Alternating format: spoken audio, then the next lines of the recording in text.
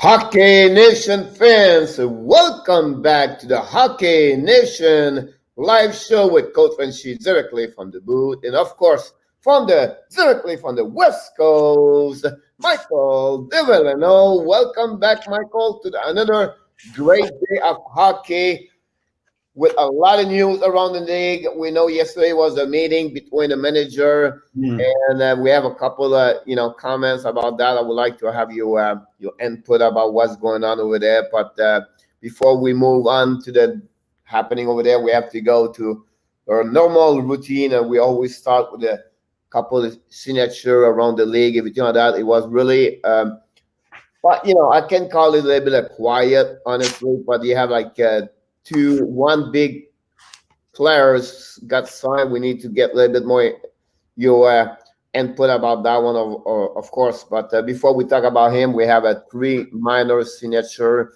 Let's start with the Minnesota Wild signed Louis Belpedio, 700 re-signed players, 24 years old, defenseman. Nothing major there. So we play for Iowa. Wild, is it Wild? Yeah, I think so. Yeah. So Iowa Wild. Where is my buddy Tanguay, Alex Tanguay, coaching over there? Oh, is he coaching there? Yeah, he's coaching there. Yep. So he was one of the signature. Then talking about Minnesota, they signed their first round pick overall 2020 for, of course, an entry level deal. Marco Rossi. Marco, I think it's a good pick at the, I think if I remember, there was 8 or 9, the overall pick. Yeah. Well, wait, Buffalo was 8. 9 was Minnesota. Yeah. So 9 was Minnesota. Yeah. He's predicted that he's going to make the team. What? He might, because he's an overager. So he's got nothing to prove at the OHL, and he could actually, and they've stripped down that team. He might make that team. He many expert, like they do the mocks and the draft, everything like that. Many of them, he was at the top 6, and many of them. Some people had him 4. There's a big discussion about the Red Wings taking him, and I was like, don't take him. Like, I'm glad they took Lucas Raymond, because I felt Raymond was, he's younger, and he's already played against men, and Rossi's an overager, but Rossi might, what's he going to gain for another year? Not at that moment. You'll be better to play over there and learning, and at that level. Plus, Minnesota is not on the what they're stripping the team down, right? But Minnesota is not the team's called like rebuilding, but they are not like the top of the league, everything like that. So I think it would be good for him to be a part of this and grow slowly, learning. And then I think you're absolutely right. I think it's a good one over there. They have a hole at center, right? Yeah. Like, we feel that they don't have a number 1 center. They don't have Koivu's back, which is not a number 1 center, but they've got Parise still, and they got Suter. And who better to mentor with if Parise's on your wing and you're a second line center? And then they got Kaprizov coming finally from Russia. And he looks like the real deal. Like, he should be a top player, but he's not a centerman. So he could make that team. Yep, exactly. We'll see what happened over there with him. Talking about Calgary is signing another one. It's a back-to-back days after they signed yesterday Dominic Simon. We were just talking about them needing a goalie. Or a defenseman. Sorry, a defenseman. The defenseman, Nikita Nesterov. And he's a good defenseman. Not bad at all. I think $700,000 1 year. Nesterov, he was with Montreal Canadiens in the past. And Tampa, right? Yeah, 5'11", 191. I don't mind him. I think he's for $700,000. He's a good 6-7 option, and he can play regular shift. I mean, yeah, he's a 148 overall pick and 2011. I think a lot of teams need more depth, right? They need more depth like that. So I think it's at the end of the day, I think it's good for him to see what happened in there. And but he never played in NHL, if you know that, right? So, Nesterov? He played like 3 games, 1 game at Montreal after that. Yeah. He returned to KHL Yeah. for 3 years, for the last 3 years. So it'll be interesting to see But that. he played quite a bit. He's played 132 NHL games. Like he played 13 games in Montreal, but he played 35 that same season with Tampa, and he played 57 and 27. So he's played Like earlier, like maybe at the beginning, like maybe like with Tampa 15, 16, yeah, 57 game, honestly. You're right. Yeah. Yeah, he's an experienced defenseman. Like I remember him in Tampa. He went, you're right, back to the KHL, but I think he's a good player. Yeah. Anyways, I think it's a good signing. Yeah, of course. It's again like Tampa. Calgary need maybe more depth, everything like A that. little bit. Depth And they've is got it there. now. If you start looking at the guys they've signed, a lot of depth guys that we talked about. Like they've got the Nordstrom. They got the other signing the other day with Danev, Simon. You mentioned. Sorry, what was the other one? Danev, defenseman. Tanev is well. They have the high end signings, but the lower end guys like Nordstrom, Simon, and now Nesterov, and they got another defenseman. I thought, but anyways, that's a good signing. Yep. But talking about signature, I think the biggest yesterday was the one where I need more.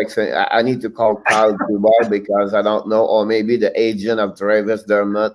I think I think he's going to lose a lot of players. I don't know, but the story is about Travis Dermott signed with Toronto Leaf, 1 year contract at $874,000 and $125.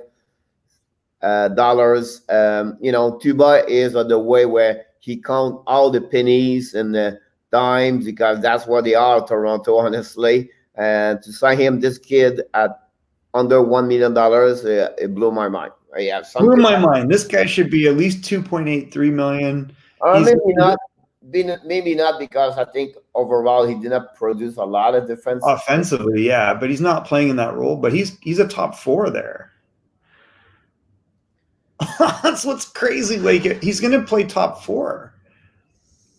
He might not this year because they got Riley. So they got Riley, the 2 veterans, Brody and Muzzin, right?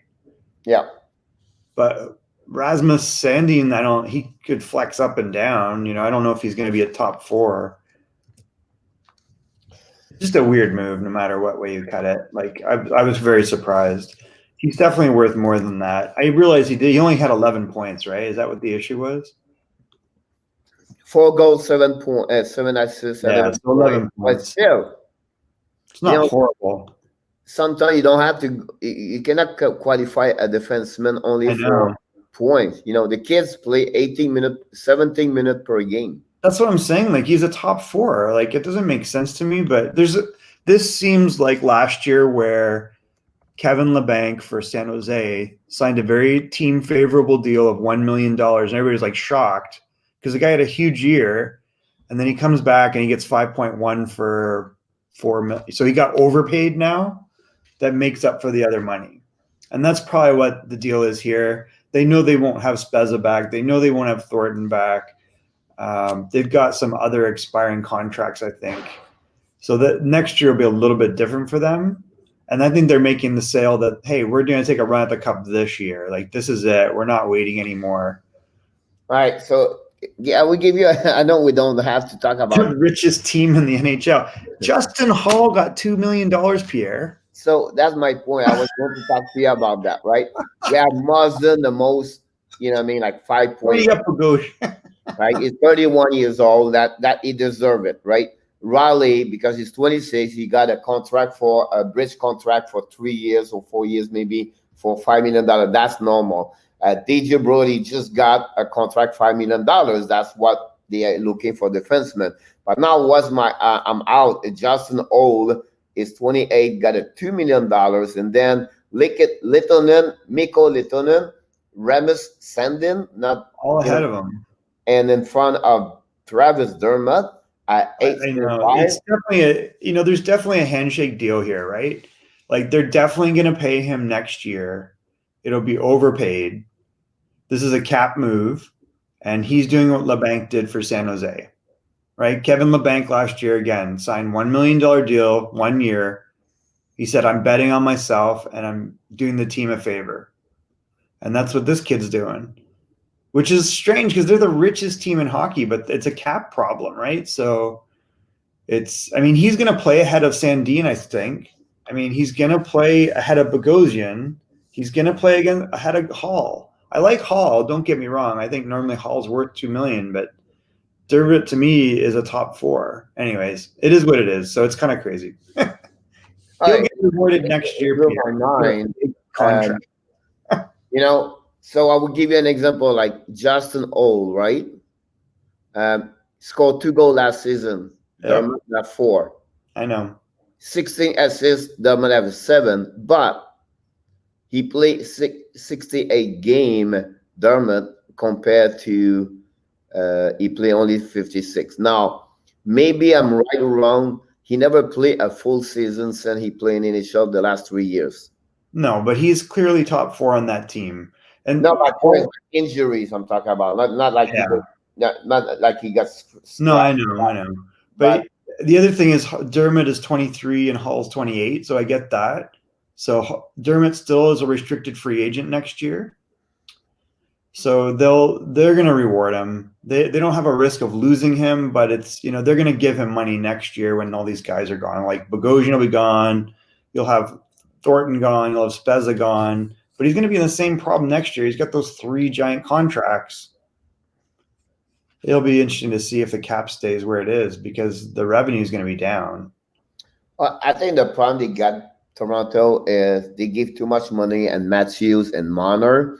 Of course, yeah. 3 giant contracts. Marner, Tavares, and Matthews. At the beginning, the contract bridge. I think that's what you should tell them. Hey, we're going to give you $6,000.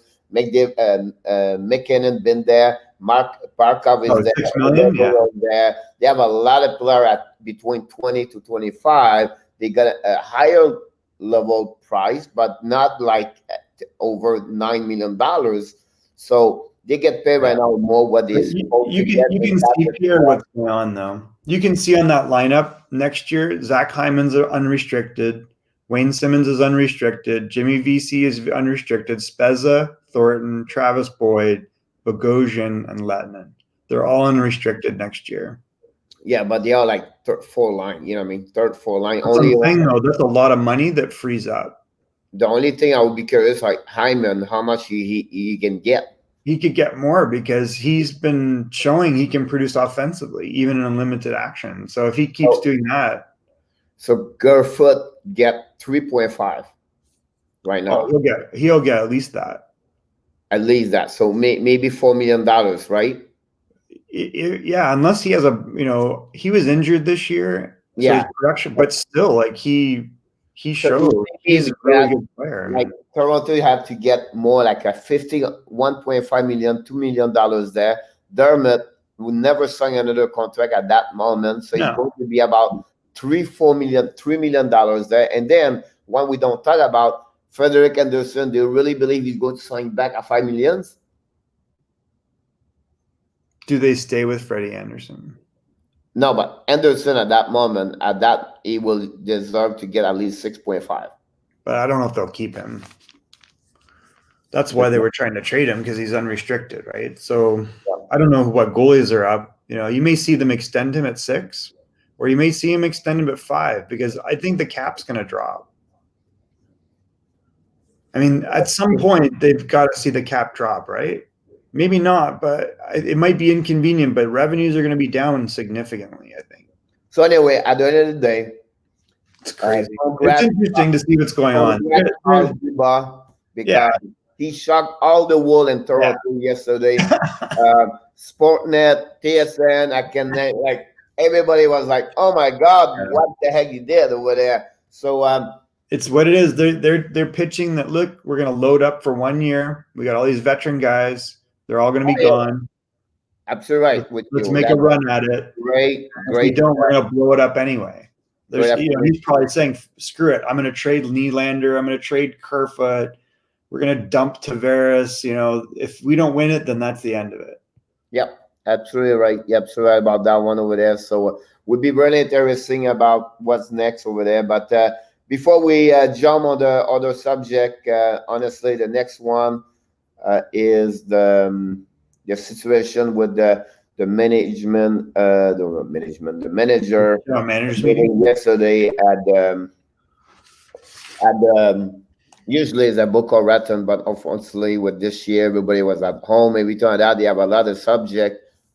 He's not on my board anymore, but they have he was first the schedule, the format, the division, how many games they're going to play. The second thing was about the draft lottery, where some teams are not very happy. Thirdly, was about the situation update about Seattle, Kraken, about the draft list, everything like that, and then finally the situation with AHL and about what the return, everything, what's going on with the players development, everything like that. I maybe missed one, but me, if you know the next what I forgot, just let me know. But otherwise, I think I touched all the subject happening yesterday. It was not 3 days; it was only a 1 day situation. Yeah. From all the people I search around the league, and I search around all the website and everybody I follow on Twitter, everything like that. Honestly, everybody was on the same page where nothing was confirmed about what's going on. They discuss about division, they talk about the game, everything like that. Now, at the end of the day, around 4 o'clock p.m. Eastern Time, NBA announced the return of the upcoming season 2020-2021 around December 22nd, at the Christmas Day. So that's now pushed NHL. A lot of complaining, or not complaining, but the worries you cannot put NHL out for 4 or 5 months. Does it make sense? Like not return like they was. So they don't expect don't skip October, November, December, January, February. So a lot of discussion yesterday was about the January 1st to come back, everything like that. But again, the problem again is COVID increment, everything like that. The increase everywhere, both countries, and then the rules. I can say what the rules between Canada or USA. You cannot cross the border, and they have a quarantine, 14 days, everything like that. The government tried to talk a little bit with NHL, tried to talk with the government because the World Juniors coming in December. It's another subject. Maybe they have not a special request, maybe a special request you can call it. There'll definitely be special status, but they'll have to abide by special rules. They'll have to privately fly probably, and they'll probably have to have no contact outside of the arena, Yeah, so the NBA is going to play 72 games next season. So the memo of the meeting yesterday was about try to play between 70 to 80 games if we can to do that. That's the first thing happening there. They're still talking about some format, conference, division, every time we spoke about this a couple of days ago. So we'll see happening now. I want to mention something with Frank Saravelli brings something very important. I think, everybody's got player would be paid next week for the first time since April. All players who has a contract for 2021 season and were frozen on roster at the post will be paid 1.1% of their salary 21 by October 31st. So, you know what I mean? Like the people now they are back to get paid those players, so that would be very interesting about that one over there. So we'll see if the talking is about January 1st, right? So it's nothing guaranteed there, but that's what he tried to accomplish in the next couple of weeks. Yeah, and don't be surprised if in our league, like in the WHL, for example, that we played like a 30, 35 game schedule. Yeah. So I think you're going to see something similar where it's modified. It'll be interdivision, not even conference. U.S. team to U.S. team. Canadians will even be within their own provincial bubble. So it's going to be interesting. I think that they might end up playing 30, 35 games. And I think there's a lot of owners that don't want to play. The problem with that one is because they're losing $700 million, $5 million because the contract TV contract. Oh, yeah. And to lose NHL? Well, no, I'm saying the WHL. Oh, so, yeah. Sorry. Right. So the NHL at least is going to drop to 70, I would think, but maybe I'm wrong. We'll It see just what happened with that part. So it was the first part of the meeting. The maybe it second doesn't. part was really important. Was Detroit Steelers bring the big point over there about the lotteries that should be that way. They try to modify it. Oh, they screwed Detroit how many times?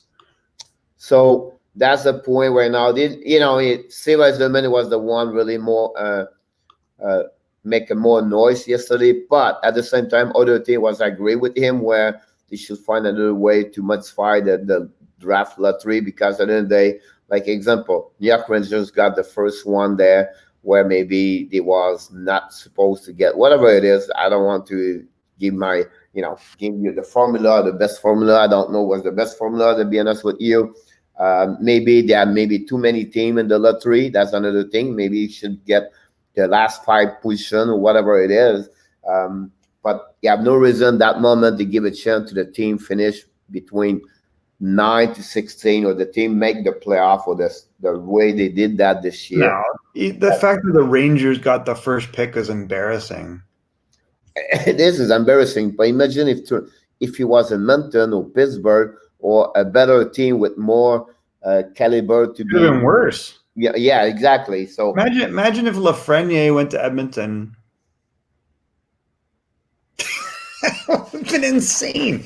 I mean, some people would have liked to see Montreal, but I mean, can you imagine? You just keep winning first overall picks, no Stanley Cups. Yeah, so that's the biggest thing about that. They were going to figure out something else also, so they will work on it for the next meeting. Yeah, crazy. But it's like how many years has Detroit been screwed? Like the fourth pick this year, sixth pick. Like it's ridiculous, and they need the help more than anybody. Yeah. And then the last one is about the AHL. They were supposed to return December 4th. Now they are thinking they're likely to change it because of the situation with the. Then usually the AHL always start after NHL. Does that make sense? Yep. So because the call up the training camps and yeah, exactly. So they send down the players that get cut, right? So they are thinking to do the same way. They should. They're gonna have to, I think. I agree with you about that one there. So that was like almost the last, couple of news about around the league. I don't know if you have something else, but No. I think it was like everything's going on. Let me check something else happening in the NHL in a few seconds. No, nothing happened there. So I think now we're going to go back and we love what we're doing. Honestly, a lot of people tell me like it's great stuff over there.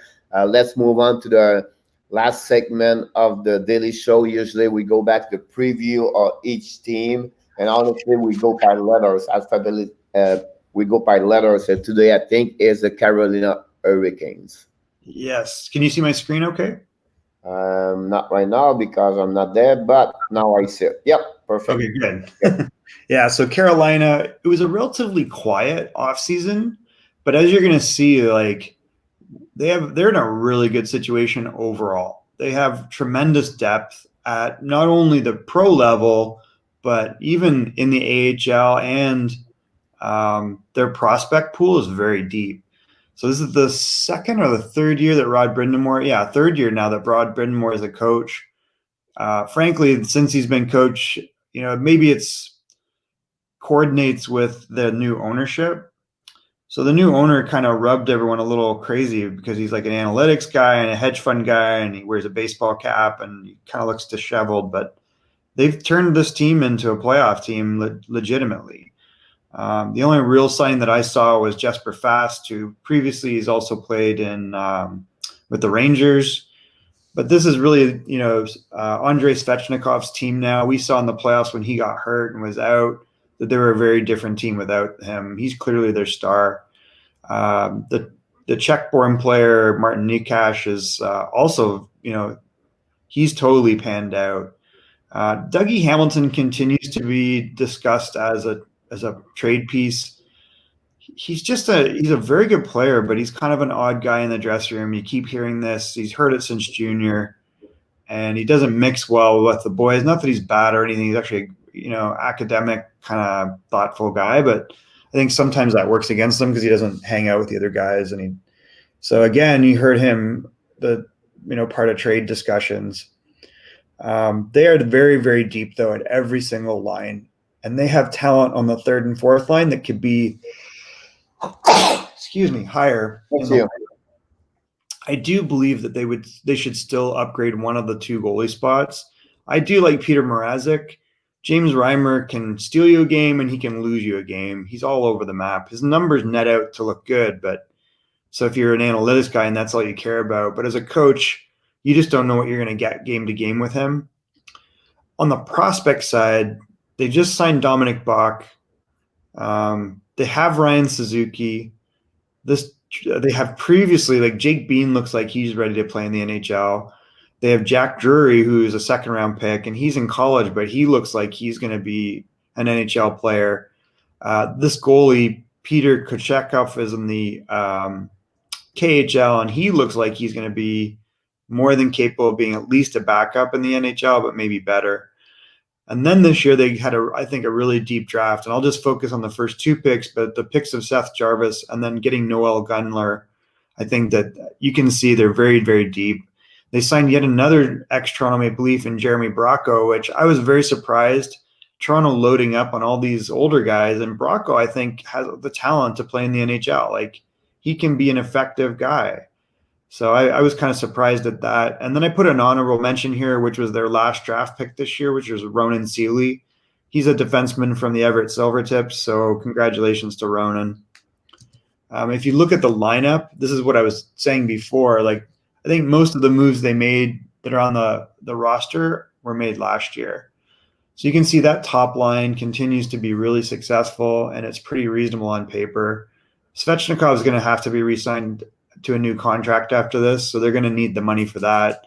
Aho got an appropriate 8.4, but he's at least a point a game player, and we saw in the playoffs he was better than that, so he actually elevated his play. I think he had 12 points in 8 games, right, Pierre? Yeah. Something crazy. Tara Vinen, who came from Chicago, continues to show that he's a top-line player, really talented, smart finish player, good playmaker. The third line is your old buddy there from Florida, Trocheck, which I thought was a great acquisition and really solidified that third line. They're overpaying Nino Niederreiter. He's very inconsistent, so you can see in the future that he may not be part of this mix, but they'll have guys that can step up and take that role from down in the lineup or from their prospect pool. Nekash looks like he's going to be a damn good player. Like, he can play center or wing, very highly skilled and talented. You may remember him from the Czech World Junior team. He played in line with Filip Zadina, and I think Zadina is better than him, and he looks really good. So I think Zadina right now and Nekash are both, Czech players that are reaching their potential, which is really exciting to see. You can see the Jesper Fast signing, whether he fits in the third or the fourth line. Jordan Stahl continues to anchor that line. And I don't know if you watched Warren Fogle much. Which one? Warren Fogle. Yeah. He is a very skilled player, and he's got grit, and he can score. So he's a pretty interesting player. He's unsigned. I don't think he's going to get a big contract, obviously, but you could see him doing a short-term, maybe $1.5 million. But he's a very effective player I think he could take Niederreiter's role in the second line. The other guy that's really interesting is Morgan Geekie, and Morgan Geekie's got several younger brothers, but the one that's a highly rated WHL prospect. But Morgan is a 6'3" offensively talented centerman, and he looks like a power forward that can also play way higher, I think, than fourth line. The one that's maybe not surprising, but is kind of disappointing is Ryan Dzingel. I think his numbers, as we thought, were inflated in Ottawa, because he played a bigger role. And I think that against better players, he's going to have a hard time getting ice time. I think he had 8 or 9 goals last year. So they paid a lot for him. They were counting on him to being that 27 goal guy that he's been in the past. But I think you saw in Columbus that, he's not an effective player. And if you have other guys that are more talented, they'll play ahead of him. So it'll be interesting to see what happens with him this year in Carolina. You could see in the future where that would be a buyout option or a move him as part of some other deal. Brock McGinn's real good. Jordan Martinuk is another pretty good forward, and then they signed Drew Shore. So they have lots of depth on the forwards. On the D, they might have one of the better D in the NHL. Like Jacob Slavin and Brett Pesce, even though people talk about moving them off that roster, they're very good defensemen. And Brady Shea is probably overpaid. However, he is capable of getting 40 points. So if coming over from the Rangers, he is another good defenseman. I would like him a little bit less money, but it is what it is. Dougie Hamilton missed a lot of time last year and continues to be speculated that they'll move him. I don't think he's going anywhere, but he is a 6'5", offensively talented defenseman. I think he's improved defensively. Jake Gardiner, I'm not a fan of. I don't like him he's just not a good defenseman. Bad transition against. He's a good skater though, and he can contribute offensively a little bit. Hayden Fleury really showed he's ready for the NHL. And then they have Jake Bean, who frankly I think is probably at this point, I would play him ahead of Jake Gardiner, but he's a defenseman that should be able to come up and, maybe take a roster spot that's being chewed up by a guy like Jake Gardiner if he can't perform at the level you want. And I think we talked about this before. I would like to see an upgrade on this. If there's a way for them to get another goalie, there was talks of the Freddie Anderson move with Toronto, but that never happened. I would not be surprised to see James Reimer move out and they bring in another goalie. Mrazek does perform well, but again, they're both a little bit inconsistent. Yep. Yeah, I think in that list, I would say like the first thing to do is upgrade the goalies. That's maybe the one part over there. I think if you look on the lineup forward, I think Nino is maybe not where he should be. The right chair over there. I agree. I like the Warren because he's maybe not like yet like Alex Dock, but he could be a kind of player who can score 15, 20 goals per season. He's a good place over there. Now Morgan is they have to give him a chance because the kid had almost like a 1 point in AHL last season. I think at 44.54, something like that. He played 2 games in the NHL, have already 4 points. He have 3 goals. I know he's if you like, we saw him in the W, but he's really improved his game in the AHL. Like they worked with him, and he's big. He's like 6'3", and he's got skill. Like I can see him being on the 4th line. Yeah, I think it'll be interesting to follow him. I was someone I would follow next season. Now Ryan Ditzel, he scored 8 goals last season. Honestly, he did 30 points, 29 points. That's maybe 10 points inferior of what he does, 40, 45. Now he played only 60 games, so it's maybe like another 3-4 points. Maybe. But the point is like the role he has with Ottawa and before Columbus is not the same role he has with Carolina now. Correct. Yeah. It's just like a $3.5 million play on the 4 line is maybe more expensive, but you still have one more year. Now on the defensive side, everything you want, you see the Jake name, Gardiner name on your lineup, you're shaking. But that's his me.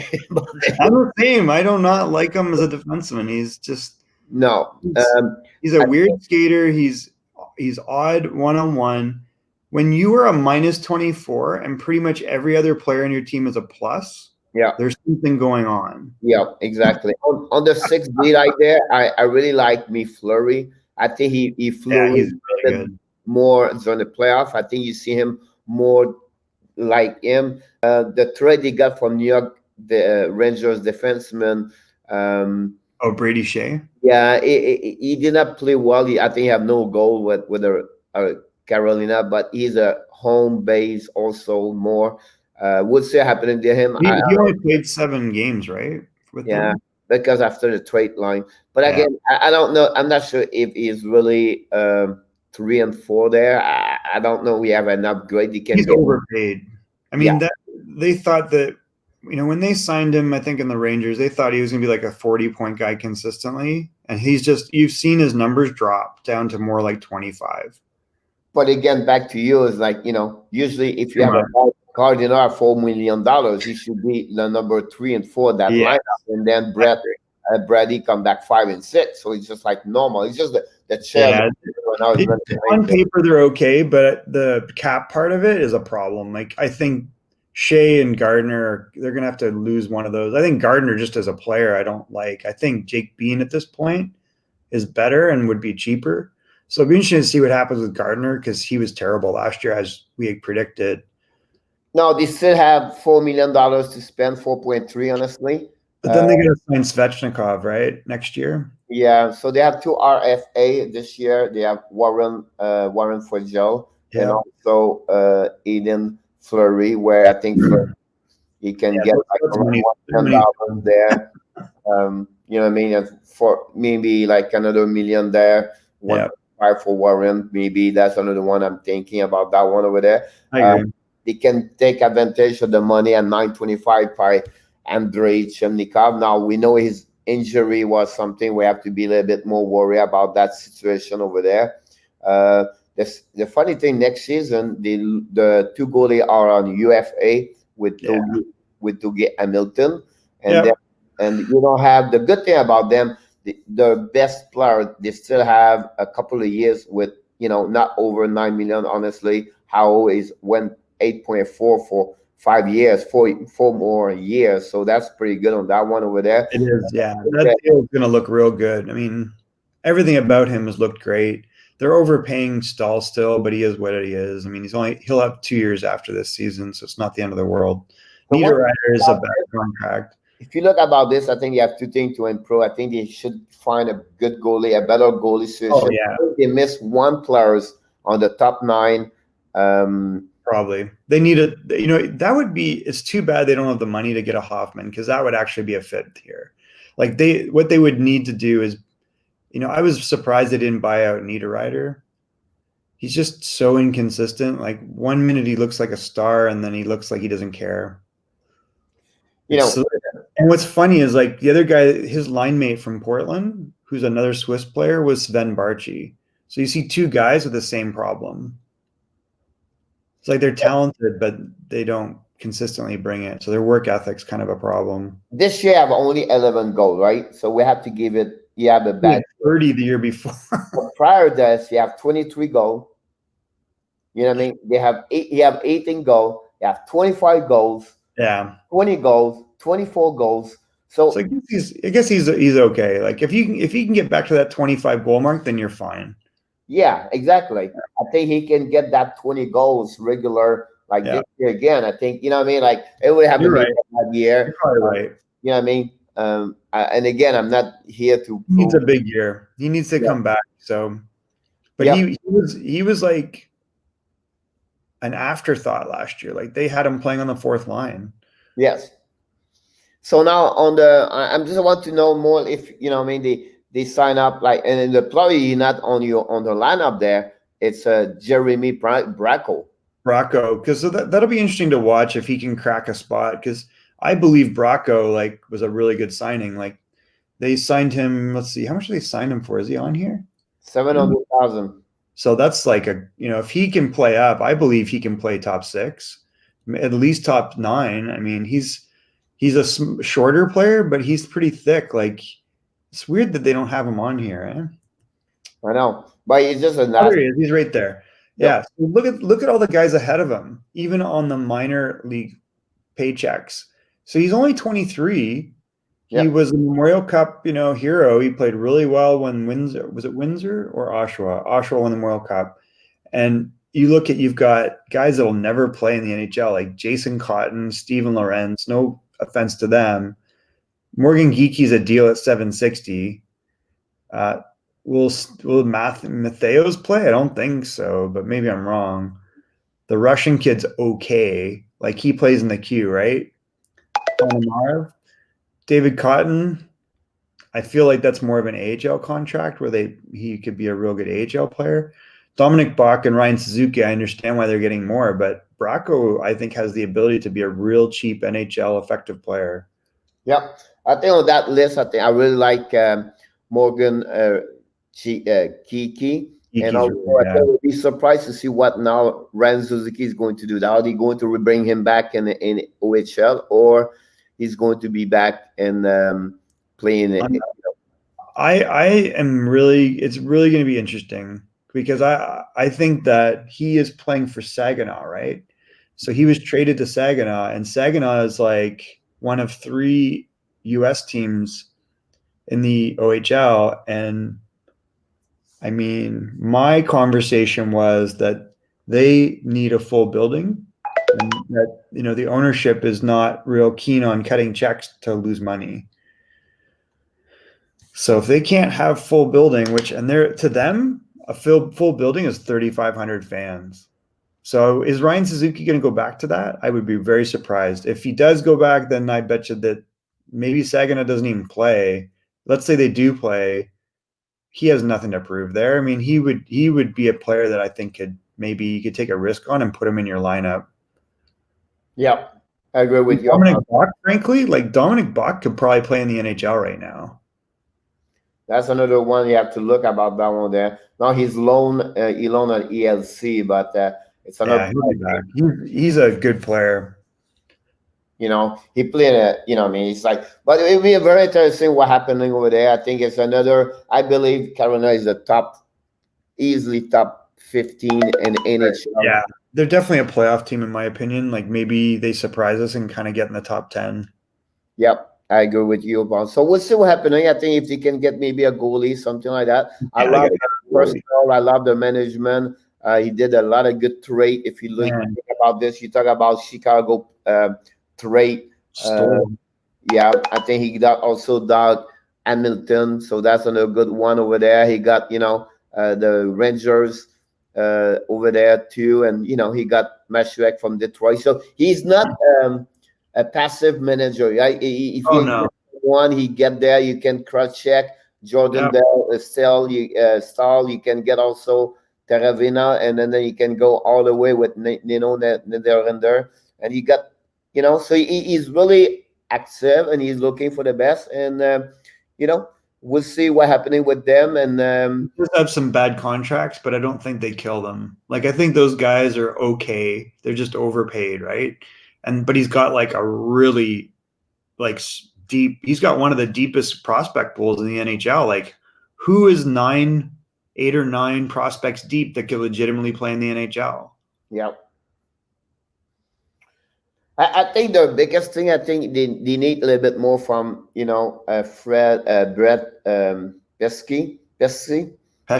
Yeah, I think they need him more because he never played a full season since like 16, 17. And I think his expectations may be more offensive. 2 years ago, he had 30 points. This year, only 18 and 61 game. But I think he can be an asset, like a third defenseman where they need. Of course, we know already what Slavin play. He played almost 30 minutes now. He become really the quarterback at the top. Slavin would be the top 5 defenseman on my preview, on my vision for an NHL the next 2 years. Do you think he's getting better? Oh yeah. Yep. I mean, I will say he is better than anybody thought. Like he is definitely their top. Well, he's top 2, right? Like it depends where you slate Dougie Hamilton, but I think overall he's probably better than Dougie. The last 3 years, right? 8 goals, 6 goals, 30, 31, 36 point. You watch him play. I know a little bit more because he came from Colorado, but the point behind him is like, he was played for Colorado College. Isn't that crazy?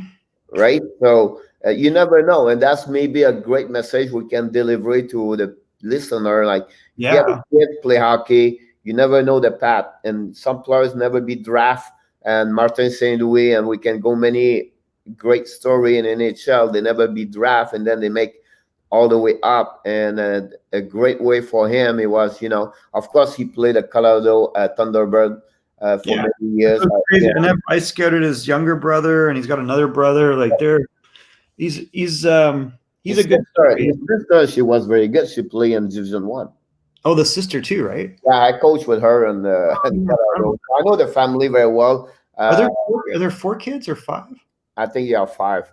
And the funny thing is, like, when he was played from Chicago still, like in 12, 13. And after that, he went to Colorado College. I, I can tell you that they never thought, and nowhere in that family thought he's going to play in NHL. Like they would never think about the kid going to be in NHL one day. It's funny how thing you never know. You get maybe someone believe on you, trust you, everything like that, and then boom, you got dialed away over there. So very true. Good for him. 6'3", 2,000, 207 pounds, and yeah. So left 26 years old. See, he's like 26. He took him years before he made the NHL. He did not show up at 18 years old, 19 years old, the kid. Yeah, I think you're right. He does continue to improve, and I think people are just realizing how good he is. There was obviously I think there's lots of movement on that roster to, places they can move out some bad stuff, but overall they're a very deep team and they get production down the lineup and they got tons of prospects that are legit.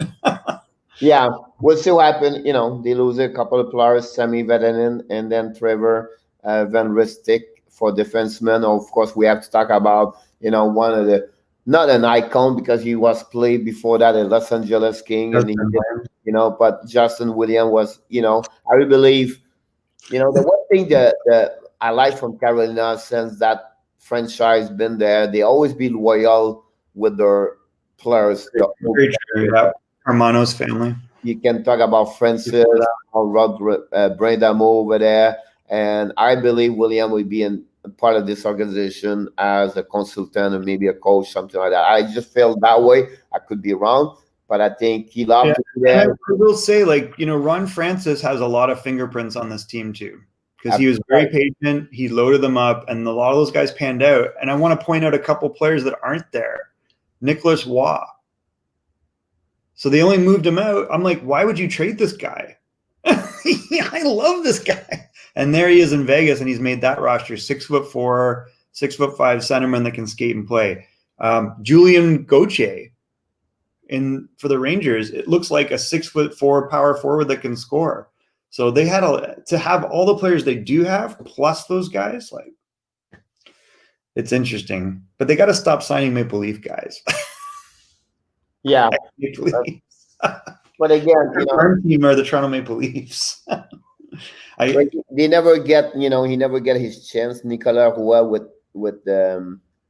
But you know what, Pierre? Every time they called him up, he scored in the AHL. Every time they called this guy up, he would score with Carolina. Like, he played well. Like, you would notice him on the ice the way you notice him with Vegas. So I was very surprised, but it is what it is. Like, and when he played Team Canada, he was really good for the World Juniors. Yep. And Gauthier.